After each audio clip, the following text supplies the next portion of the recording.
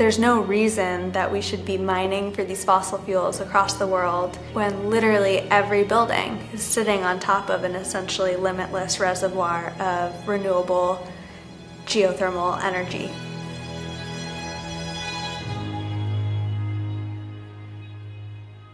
Geothermal energy, by definition, is heat from the earth.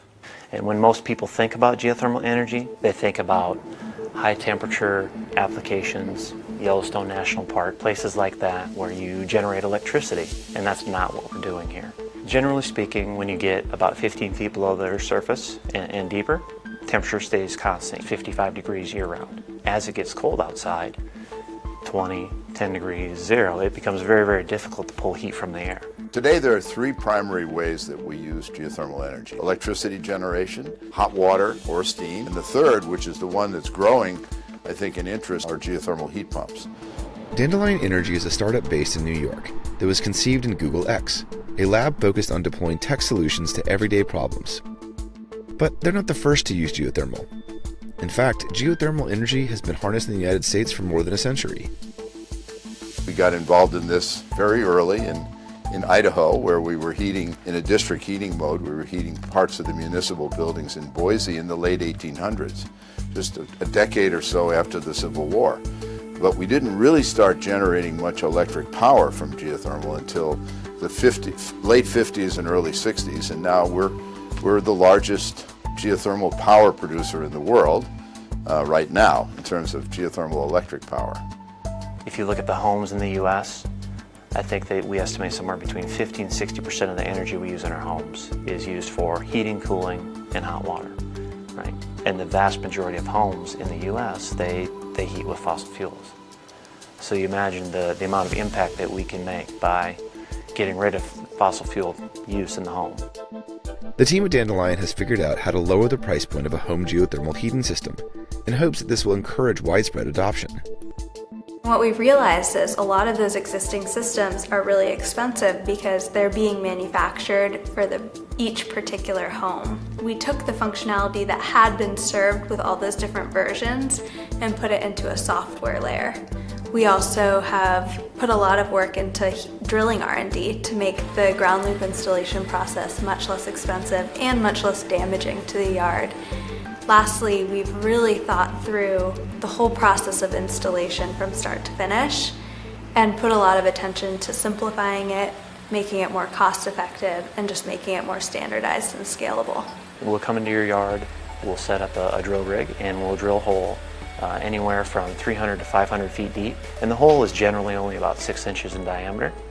And then from there, we'll install plastic pipe that is a continuous loop, which we refer to as a U-bend, but it's nothing more than a piece of black plastic pipe that runs down the borehole and back to the top. And that loop, it just circulates water.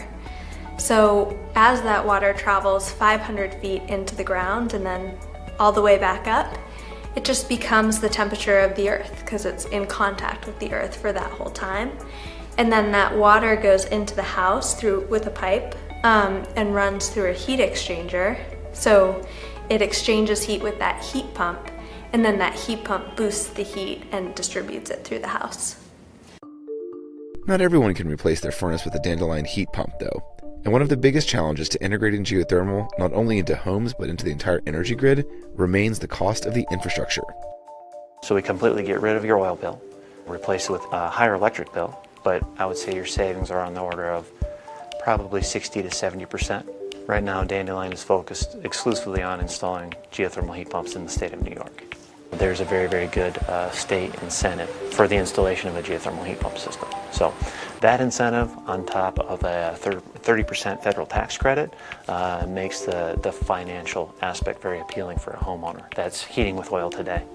We're astonished to see how high the costs really are, just if you look at the costs of drilling and the costs of the infrastructure.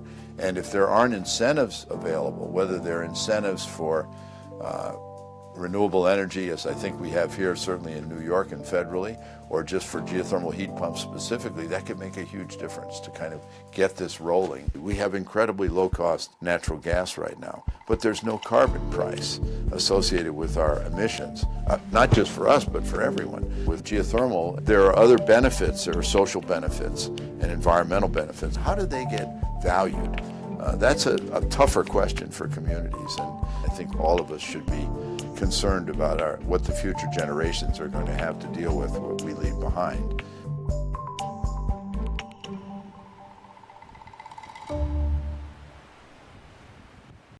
Hey, NBC News viewers, thanks for checking out our YouTube channel. Subscribe by clicking on that button down here, and click on any of the videos over here to watch the latest interviews, show highlights, and digital exclusives. Thanks for watching.